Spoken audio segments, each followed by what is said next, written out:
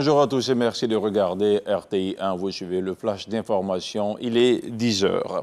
Ce mercredi, à l'agenda du chef de l'État, il est prévu un conseil des ministres.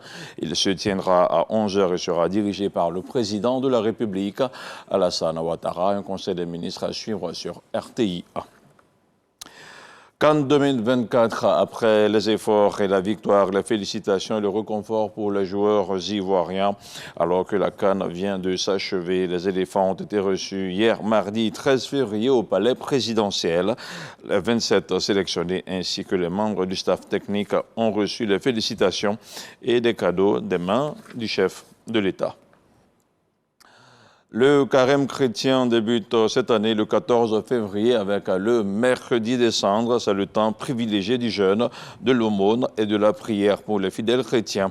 Invitation est faite aux chrétiens à prendre des temps d'ascèse et de pénitence qui préparent aux fêtes liturgiques et à acquérir la maîtrise sur leurs instincts et la liberté du cœur.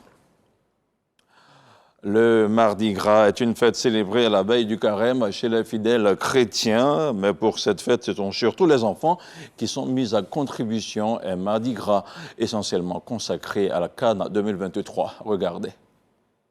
On se croirait à l'ouverture de la CAN jamais organisée sur le continent. Les tout-petits de la circonscription préscolaire de Cocody à Toban, à l'occasion de ce Mardi Gras, font la part belle à la 34e édition de la Coupe d'Afrique des Nations de football.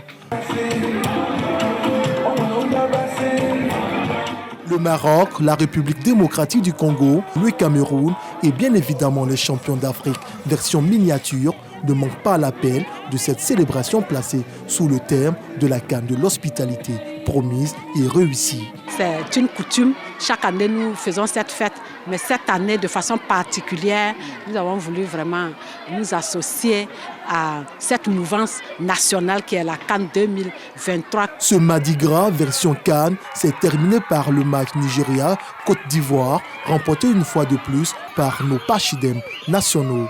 Toutefois, le Mardi Gras marque l'entrée dans le carême, une période de 40 jours où les chrétiens font le jeûne et s'abstiennent de tout excès.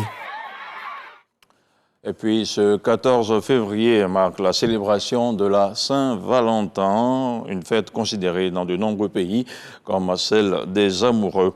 Les couples en profitent pour s'échanger des mots doux et des cadeaux comme des roses rouges qui sont l'emblème de la passion, des cartes de vœux ou encore des chocolats. Et puis dans l'actualité hors de chez nous, en République démocratique du Congo, ces derniers jours, les affrontements se sont intensifiés vers Saké, une ville située à une vingtaine de kilomètres à l'ouest de Goma. La localité est considérée comme un dernier verrou sur la route de la capitale provinciale du Nord Kivu.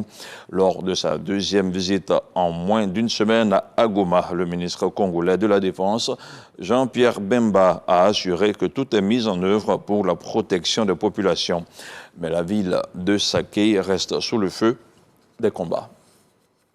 Et voilà qui referme ce flash d'information. Rendez-vous est pris pour 13 h pour le journal de la mi-journée. À tout à l'heure.